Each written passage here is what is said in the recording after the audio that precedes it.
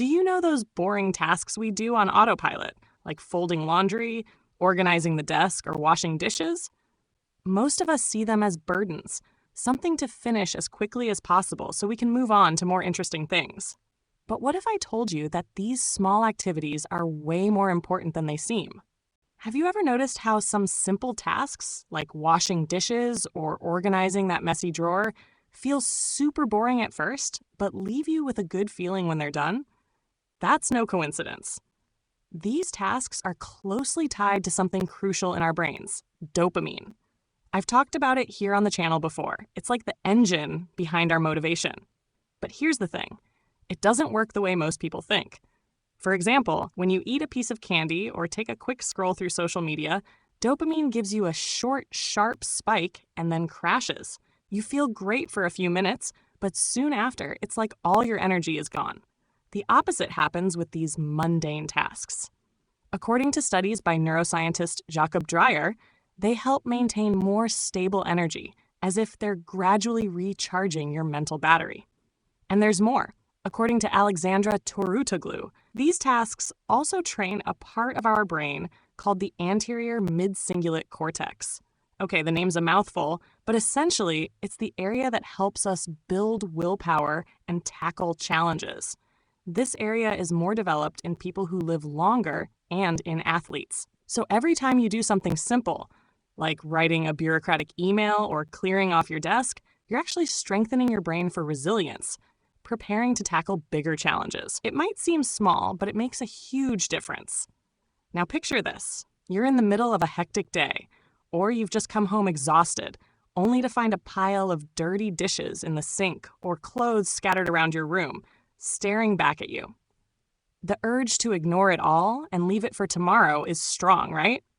And let's be honest, most of us do that because it feels like we just don't have enough energy to deal with even these tiny tasks. But here's the thing. These tasks activate our brains in a way that helps us establish an internal rhythm. It's like taking that first small step sends a message to your body and brain. Okay, this is hard, but we can do it. And that "we can do it" mindset makes all the difference in the end. The trick lies in breaking things down into smaller chunks. You don't need to look at the whole house or your entire to-do list. It'll just make you feel overwhelmed. Instead, pick one small, specific thing to start with.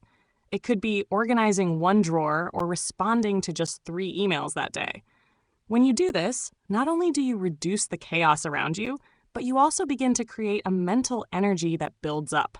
It's that feeling of "this is working," you know? And the best part is, even if you don't finish everything all at once, that small action helps regulate your dopamine and clear your mind. Each little win gives you a nudge toward the next one. Plus, you'll notice your willpower getting stronger. You're intentionally training your brain. Not everything is fun or inspiring. That's just life. Tackling the dull, technical, or even difficult parts is exactly what builds our capacity to face bigger challenges and strengthens our resilience. Let me share an example from my own life. I love running as a workout. I think it's amazing. The sense of freedom, the wind in your face, the personal challenge. But after months of running without a coach, I started dealing with knee and hip injuries. That's when I learned that just running isn't enough. I realized I needed to stretch, almost like physical therapy, to prepare my muscles. I also had to strengthen my legs and core because they're the foundation of any good run. And it didn't stop there. I had to train my breathing to cover longer distances.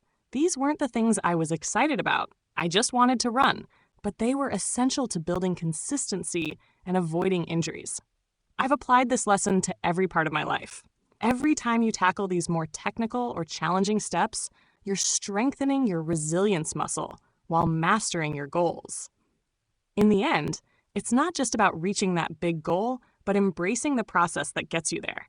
Every step prepares us to be stronger, more resilient, ready to face whatever comes our way and conquer the extraordinary. So the next time you're faced with a boring task, try looking at it differently. Boring task? All right, let's strengthen my brain. See you next time.